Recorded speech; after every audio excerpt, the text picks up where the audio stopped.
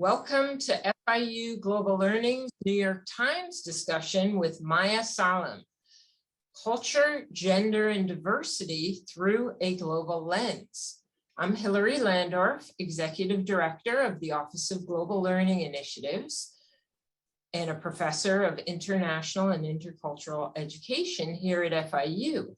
For those of you who are familiar with our University Global Learning Initiatives, thanks for supporting what we do. For those of you who are not familiar with global learning at FIU, well, let me tell you, we help everyone in the FIU community increase their ability to make connections between local and global events, understand complex issues from multiple perspectives, and take action in the world to make the world a better place. We do this by offering over 280 courses throughout the curriculum in which our diverse students collaborate to analyze and solve local and global problems. And we offer events like this one in sponsorship with the New York Times, Academic Affairs, and the libraries, in which speakers engage us in discussions about pressing issues of our time and inspire us to become part of the solution. To find out more about global learning and how you can earn a global learning medallion, join our Peace Corps prep program, or participate in other globally focused events, look us up on the web at goglobal.fiu.edu, find us on Instagram, or follow us on Twitter. Also, you should know that through our collaboration with the New York Times, all members of the FIU community with an FIU email address have free access to a digital subscription of the New York Times. If you haven't already set up your access, you can do so at accessnewyorknyt.com. If for whatever reason you have difficulty setting up your subscription, especially if you're off campus, you can get further instructions at go.fiu.edu/NYT. Now to this afternoon's events. I have the honor of introducing you to our speaker, Maya Salam. Maya has been with the New York Times since 2015. As one of her colleagues described her, Maya is a Jane of all trades. Having worked at the Times as a copy editor, producer, weekend briefer, reporter, newsletter writer, and now a senior staff editor at the culture desk. Maya has applied the best of global learning to her reporting. In each of her stories, she draws on representations of culture, not just to deconstruct what these representations mean, but to ask in a completely honest way how they relate to our identity and to how we see our place in the world. Some of you might remember Maya's story in the Times from October 2021 about how 90s sitcoms shaped her as a first-generation Arab American. In this article, which I remember vividly because I thought at the time it's the story of so many of us at FIU, she described how, as a child in Missouri, for days on end, she would practice a piece of slang that she picked up on TV. The phrase was, "Say what?" And she said this phrase to herself. She imagined delivering it with the same accent as the characters she heard say it on TV. And that as she would do so, she'd turn into an all-American girl. I won't tell you the rest of her story or the punchline because you should read it on your own and savor it as she tells it. But I will say that, like a true global learner, she ends the article by asking herself and us, her readers, several questions. What do we surrender incrementally, unwittingly, in pursuit of assimilation? How do we lose and find ourselves again? What do we forfeit as individuals, as a family, and as a people? And finally, who gains from our own losses? None of us has the answers to these questions, but we're all anxious to hear more. So please give a warm welcome to Maya Salam. Oh, wow. Thank you so much for that lovely and touching introduction, Hillary. I am moved, and thank you for having me today. I wish I was in the same room with you all, but I will happily take this platform. And I'm also just incredibly delighted and honored to be here. As you heard, I'm Maya Salam, and I've been with the New York Times for about 7 years. And in that time, I have taken on numerous roles. Yes, I'm currently a senior staff editor on the culture desk, and every day I think, write, and edit about the happenings across the world of arts and culture, with a specialty, so to speak, in pop culture, gender, and the immigrant experience. Prior, I was a gender reporter where I thought and wrote about women and LGBTQ plus issues across all desks, business, sports, world issues, politics, arts, and culture. And before that, I was a breaking news reporter where I wrote hundreds of articles, again, across all desks and topics with our web audience in mind first. What I hope I can offer you all today is a fresh perspective, a little realignment on the lens in which we all absorb the news, and ways of thinking that I wish that I had been aware of when I got started in the field. And also just in general, as someone in the world that is inundated with information, as we all are. The bottom line, in work and in life is you don't know what you don't know. But on the flip side, once you see or learn something, you can't unsee or unlearn it. So I hope you can take away a few tidbits from what I'm going to say and share and apply it to your life, whether that's work as a reporter or an editor, or simply a reader of the news, to take a critical eye to what you are reading or hearing, and think about that unconscious bias that can seep in, or antiquated ethos that persists. Ask yourself, what's missing? Why is what I'm reading or seeing framed in this way? That approach, the approach to gender and diversity in reporting has changed a lot very rapidly. So it can be a challenge, to keep up with a changing world while also not pushing ahead of the culture or pushing the culture in any direction. Because of utmost importance in journalism, of course, is maintaining neutrality and objectivity and reflecting and reporting on the world that we live in, not altering it. That said, we can all work to identify existing problems and try to understand how we may be contributing to that problem and take corrective action. And while I'll be speaking about the news industry today, I really think and hope that you all will see how many of the points and questions I raise are applicable across many fields. And while I will mostly focus on gender parity in particular in this presentation, because that's my area of expertise, and otherwise I'd have you here all day. It is very clear how these issues apply across lines of race, ethnicity, gender identity, sexual orientation, and disability. So yes, let's get started. Throughout this talk, I will be discussing representation in media from both sides of the coin, who is telling the stories and whose stories are being told.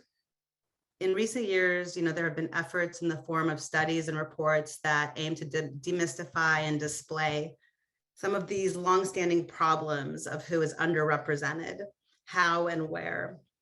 This data can provide a lot of perspective, and I find a lot of the numbers that I'll be sharing with you today revealing, I will incorporate some of what I think is the most compelling and helpful. And while some of these numbers might seem like a bit of a downer or a big downer, the point is there are so many groups working toward awareness and pouring resources into understanding these disparities that in of itself is a big step in the right direction. So first, I want to start with one of the most important figures out there, in my opinion, and one that I use a lot and think about often, as I think it speaks volumes. So this will be. I am sorry to interrupt. Sorry to interrupt, but you're not sharing. Oh, let me check on that here. Sorry. There we go. Great. Is that okay? You haven't missed much. I'll go back. This is my first slide. And this is my next slide. So that's as far as we've gotten. Yeah, so let me first, let's go ahead and ask my first poll question. And I believe I'll see that pop up, but let me know if you're not seeing it. But there we go. Okay, great. So yes, my question to you to start things off is of 33,500 years of recorded history, what percentage do women occupy? And I'll give you all a minute to answer this. I tend to start off a lot of conversations with this statistic. And I feel that is just kind of one that sets the tone for a lot of what we talk about when we talk about what is lost when we don't have equality in information. I can see the answers rolling in. Thank you all for participating. This is very interesting. Looks like almost everyone has weighed in here. And I will share with you surely not just the answer, but where I got this question and this information.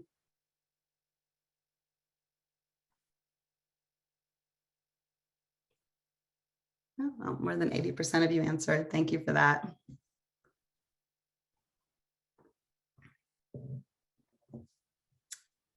Okay, there we go. All right, so it looks like majority of you picked 5%.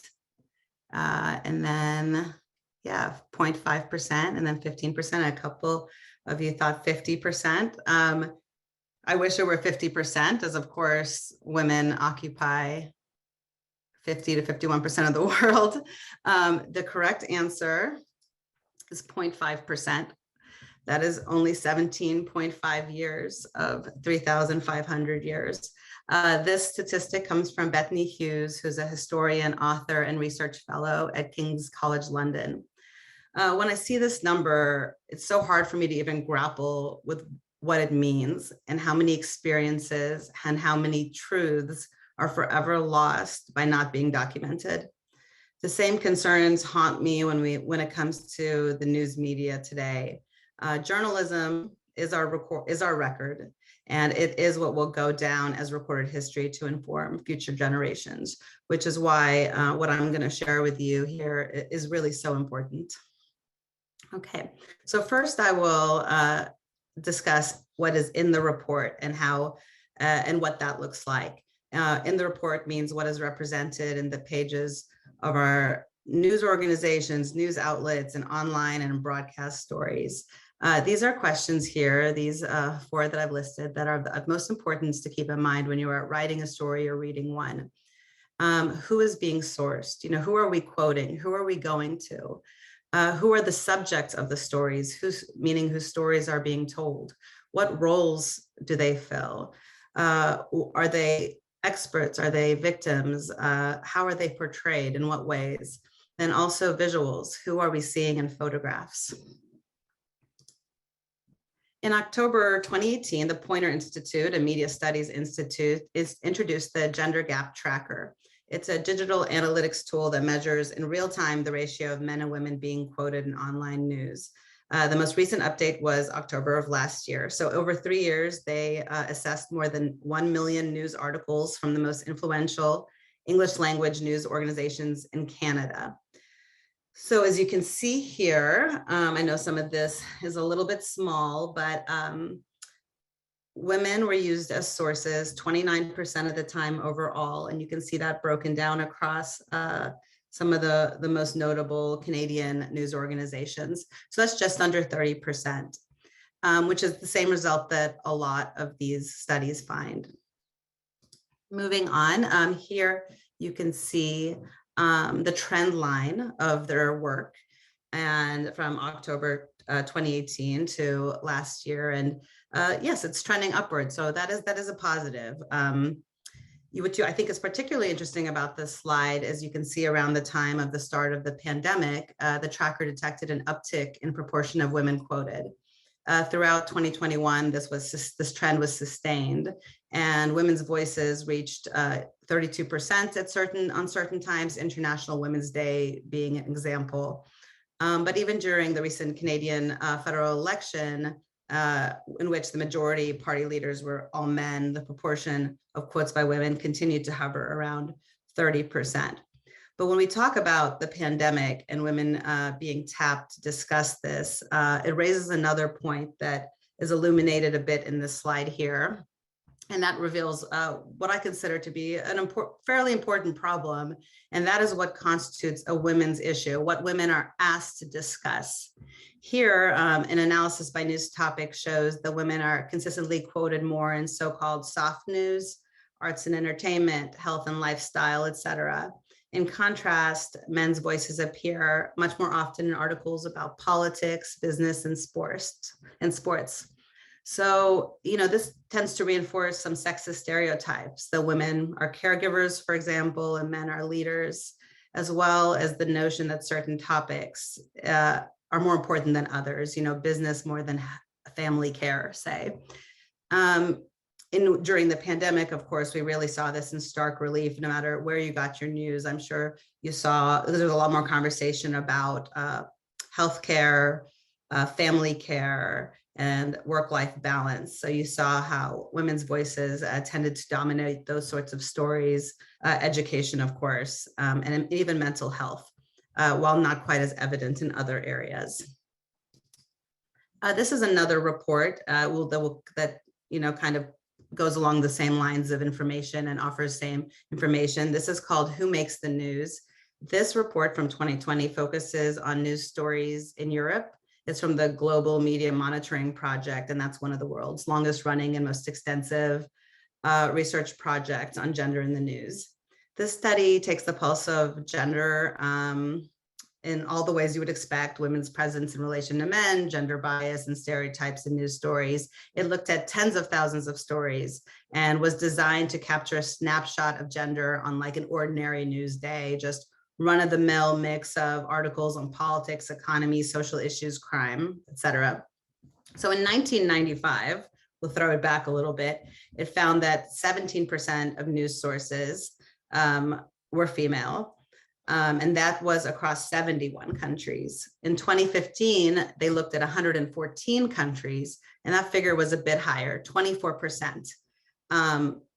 But I guess the downside of that is that that's pretty much the exact same number that they found in 2010. So there wasn't much of an uptick in that 5-year window. If we move on to this slide, and I'll explain this. As you drill down, you see what topics women are tapped to speak about. Here are the top 10. So you see, again, labor, reproductive rights, beauty, and fashion are high on the list. And then down on the list, where women are least asked to, are least sourced, are serve as sources the least, are international issues, issues of war and the economy, and sports. This top 10 and top bottom exposes some really fundamental problems. When you have women speaking about, when you see a disparity like 70 to 80% on these topics and 15 to 20 on these others, that's a really sobering disparity. When you're only asking women about quote unquote women's issues like reproduction and beauty, it's like as if you only leaned on Latina people to comment on immigration and border issues and nothing more. Black people to comment on Black issues and social uprisings. Same with LGBTQ people and folks with disabilities. Of course, people who have a part in these groups and communities should have a significant voice in these stories. But there are plenty of experts of all backgrounds who can contribute to stories of all kinds. So when you see these numbers that are so stark, it really gives me pause, and I feel like it should give people pause. This chart, which is very small, I'm not going to spend too much time on it, but I wanted to give you the upshot. And this is shows what occupation is attributed to a source and what percentage are women.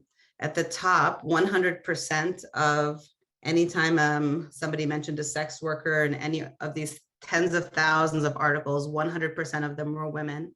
At the very bottom is religious figures. So of all the religious figures that were sourced in all of these tens of thousands of stories, women only represented 5%.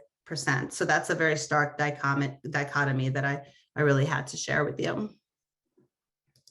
So I thought this would be a good time to bring in an example. And while I'm going to be using New York Times stories as examples today, you could easily find a similar example from just about any news organization in the world. This story got a lot of criticism when it published, which was shortly after the Trump inauguration.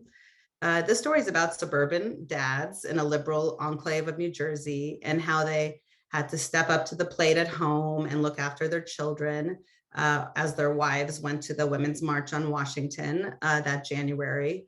It's supposed to be, a kind of a, heart-filling, warm story, but there were a lot of problems with it. The big thing that should have been considered with this story before it ran was that it reinforced old-fashioned tropes about gender and parenting, that men can't handle parenting tasks, that men who manage to handle the basics of parenting are exceptional and worthy of a news story, that parenting is fundamentally the work of women. The editor who oversaw the Metro desk when this was published, apologized for it. And he said that while it was conceived with the best intentions, it did fall flat and that he regretted it. And the writer, the freelancer who wrote this, also apologized. So, I think that's even those statements are really a step in the right direction, because all we can do is reflect on our missteps and own them. And that's a positive move and exactly what we would hope for, so that the same mistakes are not made again. Acknowledgement is always a step in the right direction. Next up, I wanted to pull up this other relatively new report from 2020. This is the Missing Perspectives of Women in News. This was commissioned by the Bill and Melinda Gates Foundation. And it's a hefty report, about 180 pages.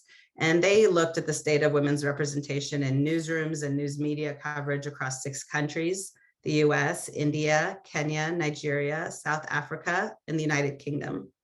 They looked at women in news organizations, women in news gathering, female protagonists in stories, and stories devoted to gender equality. You can see here in political news coverage, yes, men's share of voice is up 7 times higher than that of women, which is very significant.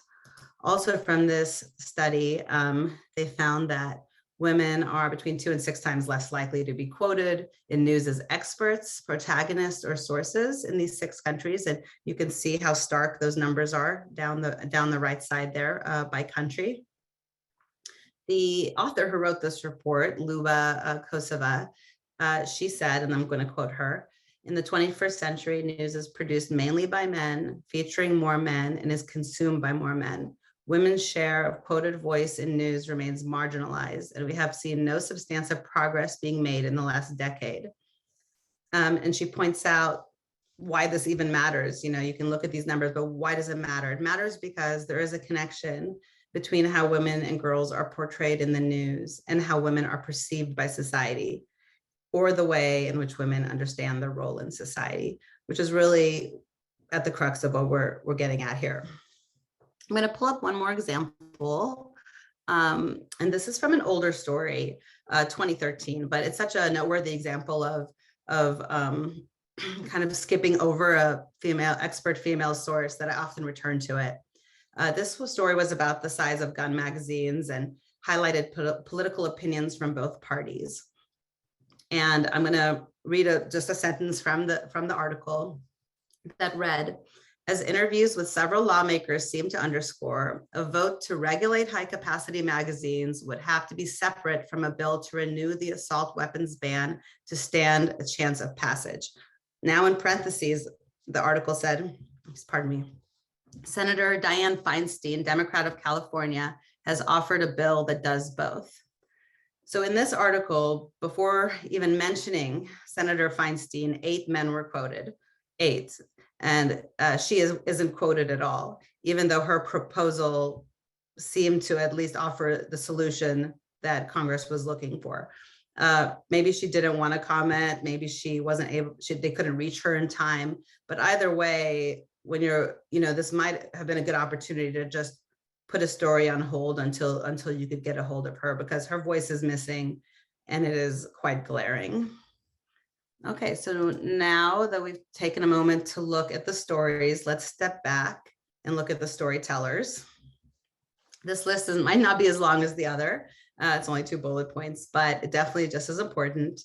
Who is tapped to write, who gets those bylines, and also who represents a news organization in the media and in other live events. So this is the time for the second poll question. Thank you.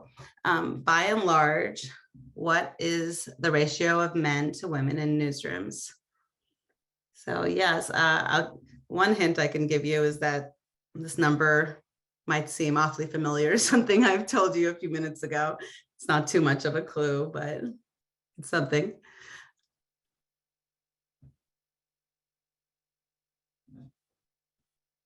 I love watching these answers roll in. Thank you, guys.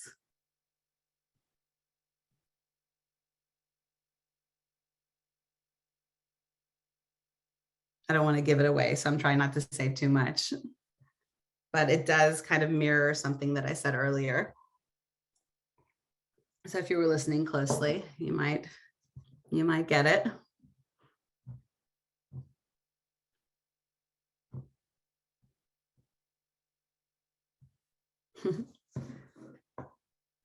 Very good answers. Most of you all are close. I guess I can go ahead and share the answer. Okay, so yes, I see the majority said 4-1, and then it kind of goes down the line, 3-1, 2-1. All right, great. The answer is 3-1. So for every 3 men working in newsrooms to 1 woman. It looks familiar. The statistic looks familiar because that's the same general ratio of women being underrepresented as sources in news reports. So that's an interesting parallel. So in newsrooms, just like news articles, men have kind of dominated the conversation for a long time. Also, they make more money, get more bylines, spend more time on camera. And, this 3-1 statistics further reflects and deepens gender biases in who gets to be considered in authority. One very important takeaway that can be gleaned from this number is how these dynamics run counter to one of the core tenets of journalism, which is to tell, explain, and illuminate complex stories that explore different perspectives and voices and offer, most importantly, an honest representation of what is happening in the world. So here's a few things. I know this looks like a lot of information, but it isn't too much, I promise. It just addresses persistent pay gaps and across gender lines in the United States' biggest newsrooms. This is from the Women's Media Center. And then also how journalists, especially political journalists on social media, tend to have a lot more followers and a higher profile. The Who Makes the News report that I mentioned earlier did not find any change actually when measuring women's participation in the news as reporters between 2005, 2010, and 2015. And they found about 37% of stories in legacy media organizations were reported by women. So yeah, it just continues to show the persistence there. So I thought I'd take a moment, although I could honestly talk to you about this all day, to touch on the intersectionality of race and gender when it comes to newsrooms. These are statistics from many organizations, including Pew Research Center, Columbia Journalism Review, American Society of News Editors, Women's Media Center, and Associated Press Sports Editors. And you can see here that, as you might expect, more white male newsroom people. Actually, the first one's particularly interesting to me because it also shows that you tend to see more of this lack of parity in newsrooms than even the overall workforce. And then as you go down, you see numbers about women of color and how little presence they have in newsrooms, TV news, radio staff, etc. Again, the reason I decided to pull from so many sources is because while the numbers might feel discouraging, the first step in change is understanding. And I find a lot of hope in the simple fact that these numbers are available to us. This last statistics about the sports desk really speaks to me because I remember considering majoring in sports journalism when I went to college and ended up deciding against it. There are some words and thoughts from Lene O'Neill. She's a senior writer for ESPN and The Undefeated that I wanted to share with you. O'Neill specializes at the intersection of race, sports, and culture. And she has said that she sees her race as an advantage in stadiums filled with mostly Black players. A few years ago, she said, and I'm going to quote her, "Because I'm experienced, because I'm a woman, and because I'm African-American, I can go right up to people and find an entry, a portal, a way to talk without layers and layers of translation." And I just think that's an incredibly powerful statement because it really, what it gets at is that, she is a Black woman, but she's not just speaking about issues that affect Black women, but there is something to be said about the ways a diverse newsroom can propel journalism across all topics in really compelling ways. She has very fundamental human reasons why she excels in this arena. And I think that's really important. In fact, I have in recent years gotten the sense from readers, and you'll see this particularly on social media, that they will question why certain stories are not told by somebody who might inherently be more knowledgeable about the topic. I know that I've done a ton of reporting on women's issues, immigrant issues, and LGBTQ issues because I'm part of all those communities. But at the same time, I've gotten the opportunity to report on a plethora of other topics as well. So it is really about a balance, in my opinion. Okay, so how can we help and where to start? Let's first talk about something that I feel like is starting to go away, but that's the golden Rolodex. When reporters are on deadline or diving into a story really quickly, they tend to rely on the usual suspects, the same pool of sources or experts, and that's referred to as the golden Rolodex. Jennifer Posner, who's the founder of Women in Media and News, has said, "There's the issue of more stories and fewer people to cover these stories. So who has time to go get news sources? Journalists just default to the same 5 white guys they've had in their Rolodex for years." Regardless of race or gender or background, this makes for too narrow a perspective overall. There's also the component, and this is something Jodi Kantor has spoken about in the past. You might know her as the New York Times correspondent and the recipient of the Pulitzer Prize in 2018 for her reporting on Harvey Weinstein. But she has said that sometimes she finds that women, even those who are very accomplished in their fields, are less willing than their male counterparts to speak to reporters.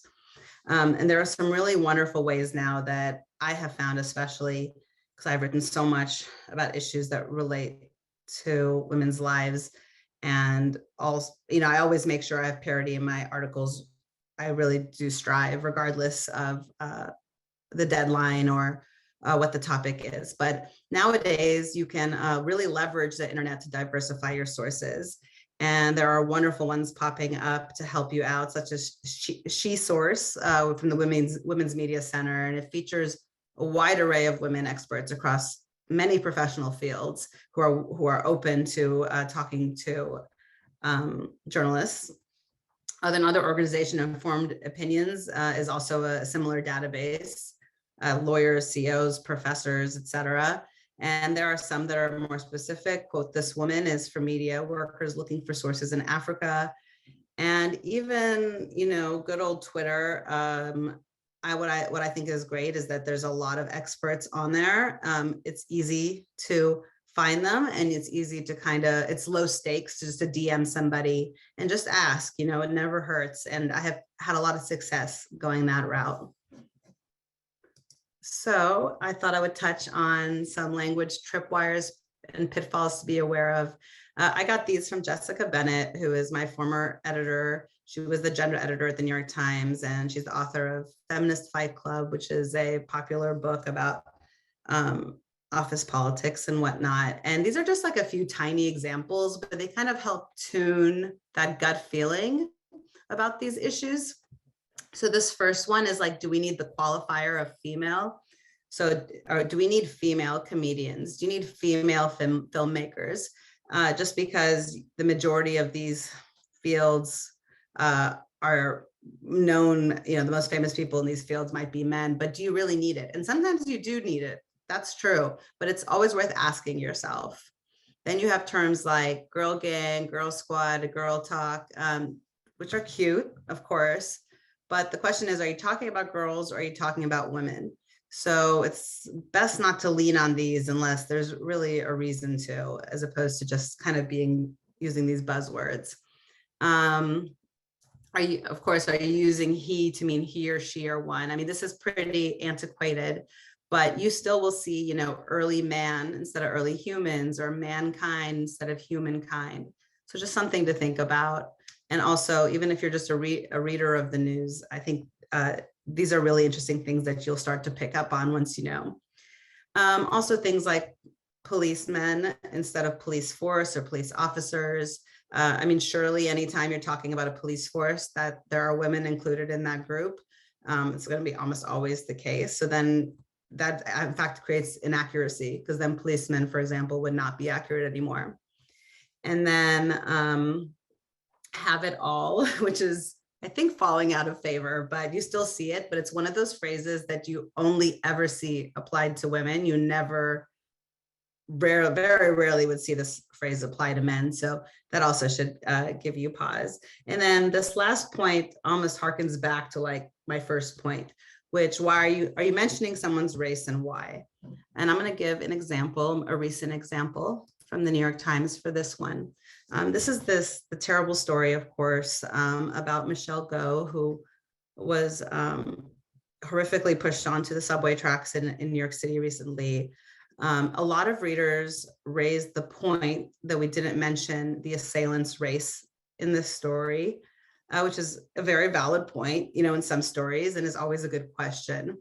But the point here is that people of Asian descent are the ones who have been facing a barrage of unprovoked and terrible attacks across the country in recent years. And the assailants have been of all backgrounds.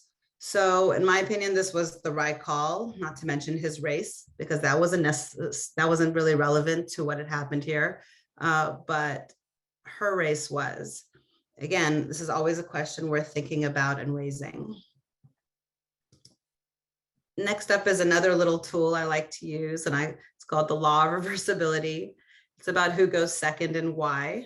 Are we saying he and she and husband and wife instead of she and he and wife and husband, just because we're used to those phrasings and it's just out of habit?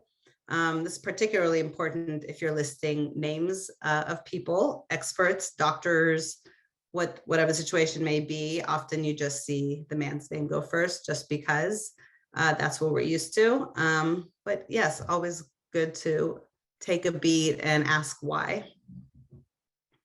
Okay, and then covering LGBTQ plus issues. Again, I could talk about this all day, but I thought it's worth touching on at least. So, you know, here are things where you might use LGBTQ on the first reference in an article, and then the second reference, you may be tempted to use gay community. But, you know, if you're speaking about transgender people as well, while that umbrella, the LGBTQ umbrella does cover that, if you default to gay community on the second reference, that is inaccurate. So that should, you know, be avoided. And then the word queer, which we see a lot now in news reports and has become a kind of an all-encompassing way to reflect the community on subsequent references. And I think I've used it, but I think it's really important to not use it for individuals without making sure the person prefers it. So it's, you know, this was once widely viewed as a slur. So you have to be really careful with this sort of language that has become very favorable in our general conversation, but it's still something you don't want to just use willy-nilly, and you really want to think about why you're using it and use it very purposefully. And I included other terms that show that how quickly things are changing. Like we would no longer say sex reassignment or gender reassignment. The New York Times now uses gender confirmation or gender affirmation. These are very fast changing preferences and evolving terms. I also think I always make it standard practice to ask for preferred pronouns regardless of what the topic is. Could be a crime story, and I still think it's good to ask to make sure. It never hurts to have a source, be 100% clear that you're representing the source the way they like to represent themselves on this and other qualifiers. And then this last one I always bring up on this topic. I like to use this example specifically because it's a term we're so familiar with, bride and groom. We don't give it a second look. And I will see articles about weddings and the wedding industry that defaults to bride and groom, even if in other parts of the article they do mention same-sex couples. So it's just one of those common terms. And once you start to use this muscle in your brain, you'll start to take an extra beat to rethink these common terms and have an opportunity to address them. So I thought I'd go to the takeaways here now that I'm coming to a close. I wanted to bring these questions back up on the screen because these questions are really at the core of moving toward fair representation in news, in the report and in the newsroom. This issue is not just about rules or standards. The reason it's worth raising these questions is because what we see represented, just like in any other field or industry, matters. Media has a central function in shaping how people are perceived in everyday life. Who are the leaders? Who are the role models? Are we representing our communities and the world accurately? Last year, Julie Burton, who's the president of the Women's Media Center, said, "Media tells us our roles in society. It tells us who we are and what we can be." And, I think, it is for that reason, maybe more than any other, that inequality, should no longer and can no longer define media the way that it has for so long. And that's really what I hope you take away today. And thank you so much for listening. And I'd love to take all of your questions, which I think Hillary will jump in for that. Okay. Thank you, Maya. That was enlightening, really, really interesting. So many interesting areas that you touched on. So first question, have newsrooms considered, for example, through pipelines or mentoring programs, how to change the current gender and racial makeup of newsrooms? And can you share any of the examples? Absolutely, absolutely. I know that DEI efforts are becoming very, they are widespread now, and you see them at a lot of different organizations, including the New York Times. I almost wish that I had pulled up some more specifics on what the New York Times is doing, because this is a wonderful question. I could certainly, but I wouldn't want to misrepresent it. DEI, if you don't know, is diversity, equity, and inclusion. So at the Times, there are mentoring efforts. There is actually an entire team of people dedicated to addressing this issue. And I, having been there for 7 years, have seen significant changes, not just in the makeup of the newsroom, but also in something as simple as the confidence in the people who work there to to feel that they have support and people to ask questions to. And I certainly get a lot of younger journalists coming to me with questions, which I love.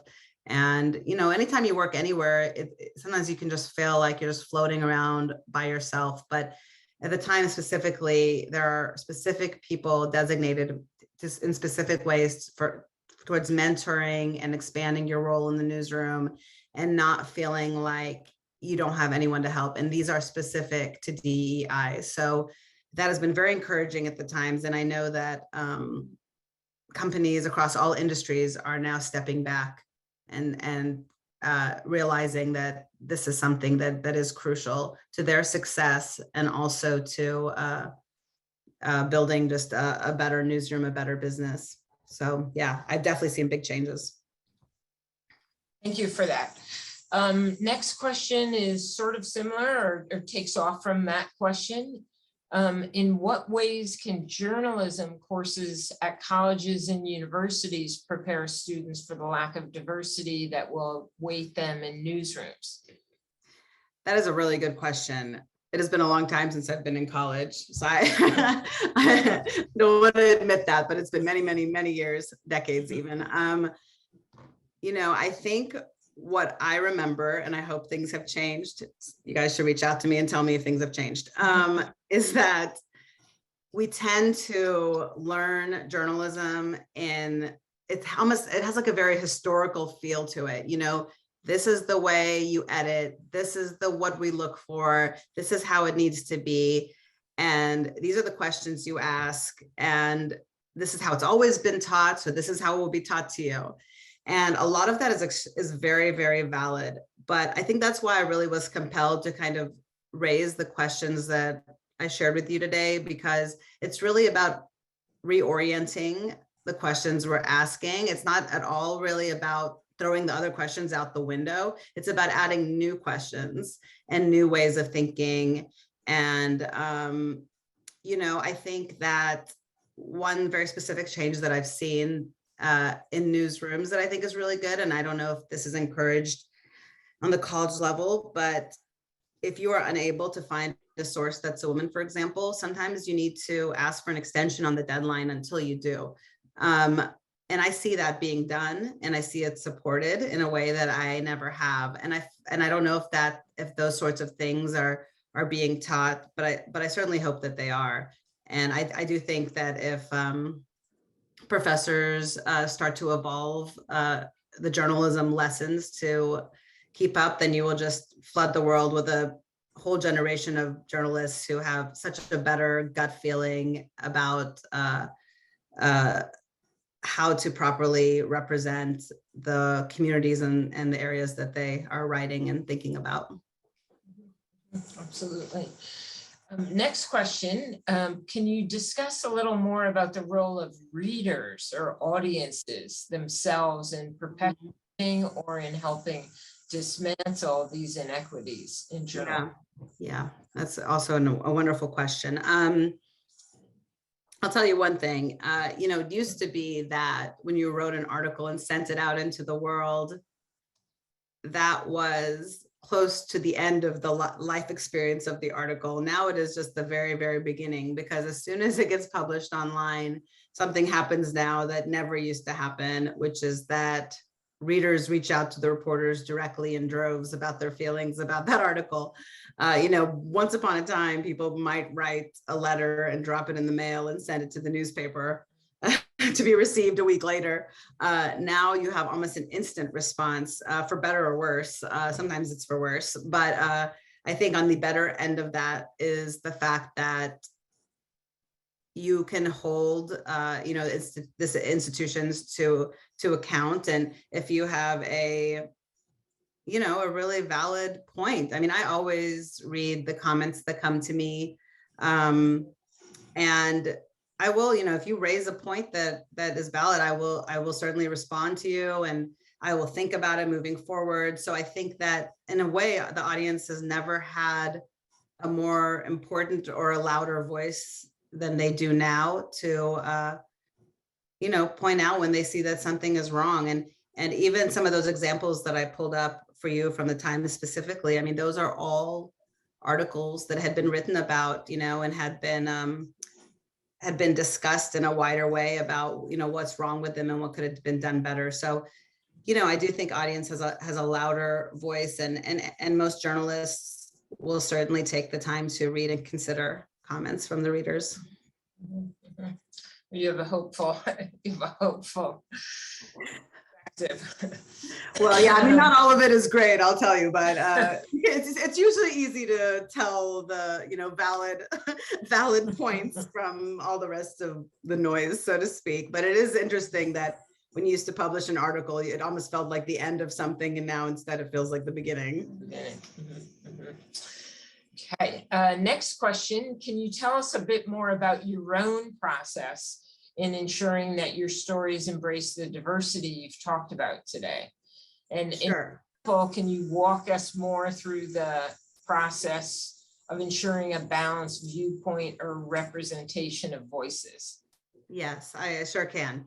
So besides, I mean, when you're at the New York Times, all of your articles go through layers and layers of edits. And I know that I mean, I can't speak for any other news organization, but it's not like I don't have nothing publishes at the Times without many people weighing in and pointing out what needs to be different. And that's great. But further than that, something that has really become popular is just what we call the sensitivity read, which is asking somebody who might be, and I'm asked to do these a lot, which is why I mention it on other articles, which is asking somebody who has kind of a specialty or maybe a little bit more knowledge about a topic that, is one of the things that might seem to, throw a piece off, or might like trip over something, or somebody just has that gut feeling that something isn't right about a story.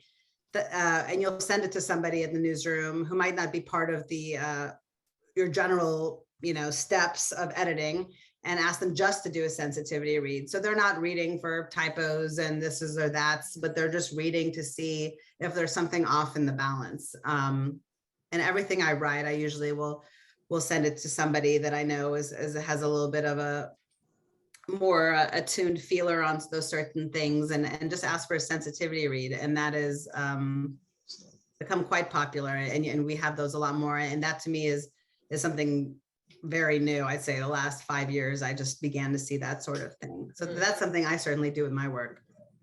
I wish that was done in a scholarship as well, sensitivity reads. Yeah, they're extremely helpful. Because sometimes when you're writing something and you're eyeball deep in it, and you have been, even if it's just like it was thrown at you and you have 5 hours to publish it, it is hard to step, or you've been working on it even worse for months or something. Exactly. It's hard to step back and really see it for what it is. Exactly. Sort of fun question. What are your favorite stories to write? And do you have a specific story that has stayed with you for a very long time that you've written? Yeah, so my favorite stories to write are, gosh, this is such a wonderful question. Recently, I've been writing essays, which the reason that not because I'm like, oh, I'm writing by myself, how wonderful, but it's more because I feel that the reader response is really fascinating. I get so many people reach out about their personal experiences and sharing stories with me that are deep and important to them. And the fact that I'm tied into the essay, and then they see themselves reflected and feel close or feel open enough to reach out to me and share their personal experiences. I mean, there's something very special about that certainly doesn't happen when you're writing, straight news stories. So there's something really, really special about that. I used to write a New York Times newsletter called In Her Words, which was like our gender newsletter. What I loved doing about that is when I was able to interview an individual and share their personal story. There's something about narrative storytelling that I love to do. I love to profile and share the story of, for example, there's a woman and she's wonderful, and I can look up her name. It's a good thing about sitting at a computer. But her whole thing is going on Wikipedia and adding women experts to Wikipedia, and that is a big problem, as women are hugely underrepresented on Wikipedia, even in they're experts in the same fields. So I got to interview her and learn about her motivations and all of that, and it was just fascinating. So that's a good example of that. Thank you. So this is personal for me. This is my wife who sent in this question. She says, my mother was a pioneering newspaper journalist in the 1950s and talked about being chased around the newsroom by various male counterparts while she was young, and said it was just sorry here, accepted as part of working there. So this was in Australia, but similar. I assume that is not so much the case now, but we still hear of male domination of the news industry, and you've shown those numbers. How are news organizations addressing this particular issue? Yes, what an issue that is. That just bums me out. I mean, yes, I think that, you know, you have like this madman vision of how women who are really paving this way for all of us, what they have to tolerate and continue to work through and just stay focused and put in the back of their minds when there was no there was no recourse and no way to hold these people accountable. Certainly, you don't see that anymore. Not at the New York Times, at least, but of course, not all newsrooms function like the New York Times. I think simply I really feel like I don't want to speak for all news organizations because I'm sure there are more than enough women who have completely different perspectives than this. But I will say that anything like that, it would be handled very swiftly. And when if you ever come to the New York Times building, you will see the representation across the newsroom. Women have quite a bit of power in that newsroom, and they're, I would say, more than any place I've ever worked, you just do not see those dynamics anymore. You just don't see them. Yeah, it's come a long way. I mean, I'll tell you, that is a bummer always to hear, though. And the woman, by the way I hated to just say what she did and not say her name, Jessica Wade. That is the woman who's working tirelessly to update Wikipedia profiles. Thank you for that. Yes. Okay, this one is from a future educator. She says, as a future educator, do you have any recommendations on how to address these issues of gender and diversity with children? That's such a way. There are so many wonderful books nowadays. A lot of my colleagues have written fantastic books. I'm going to look one up. I think that is, and I know that I have several nieces and nephews, and I do send them these books, and they are children's books that, you know, really address, they just kind of, this book is called Finish the Fight, which is the book I'm referring to. And it is called, it's the brave and revolutionary women who fought for women's right to vote. And what's really wonderful about this particular book is that it focuses on women of color who did this fight. And I think that's like, for one example of a very fundamental difference that is being taught now or can be taught. You know, it used to just be Susan B. Anthony and Katie Stanton, and that was it. That was the women's right to vote.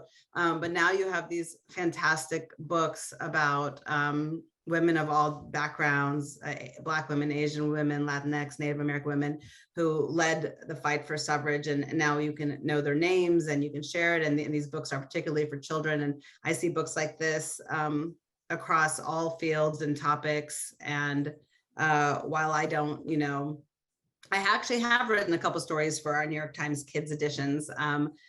I know that in my personal life with the children in my life, I have found it so refreshing and wonderful to see books like this available that can help kind of set the mind right from an early age. Great. Does the New York Times or do you yourself work with any international outlets to advocate for more inclusivity or the breakdown of stereotypes when running news stories or promoting diversity in sources? That is a really good question. These are all really excellent questions. Thank you. I don't know if I have the knowledge to answer that question. I wouldn't want to speak out of turn. You know, we do have an international New York Times edition that is published in a few different countries. I know a few different European countries, and we also have a New York Times component for Spanish-speaking countries. But that is one that I would have to do some research to get you a correct answer on, because I wouldn't want to wing it.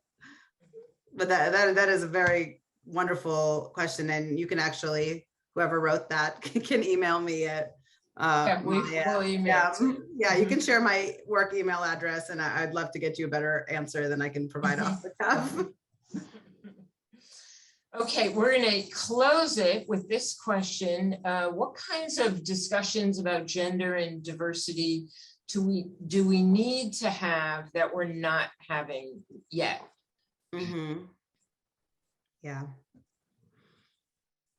I think one thing that needs to happen, and I don't know if we're not having it, but I think that there is a kind of the phenomena happening because we're living in an existence where the news cycle is 24 hours and stories come and go in a heartbeat and slip through our fingers. You know, what I would like to see is a sort of slowdown and a reflection and a sort of not, you know, a reaction to the reaction to the reaction sort of mentality that has become really, really popular. I think that things tend to slip through our fingers much faster than they used to, and people, we just move on. And I mean, I've written about this too, just how quickly we tend to just jump to the next thing and forget, you know, everything is sort of the same playing field. You know, news stories of all kinds are just sort of equalized into the same feeds and stuff. And I think that when we get our news in that way, something is really lost. And I think that when it comes to issues of this, it's really easy to get bogged down in that, because we all get whiplash, and then we kind of lose the point altogether. I would like to see us, I don't often say we should step back in any sense, but in this sense, it might be good to step back and take a beat and do our best not to get caught up and chewed up and spit out in every news cycle, and really let things kind of stay at the fore, worthy of discussion and attention. Mm-hmm. Well, it's certainly wise advice. Thank you for that. Step back and slow down and take a beat. Yes. It applies to so many things, but news is definitely a big one. So with that, I want to thank you so much for joining us today. And we look forward to reading your news stories, corresponding with you, and having you virtually visit our classrooms. I am looking forward to that. This has been an absolute pleasure. Thank you so much. Thank you. And thanks everyone for joining us. Thank you all. Bye.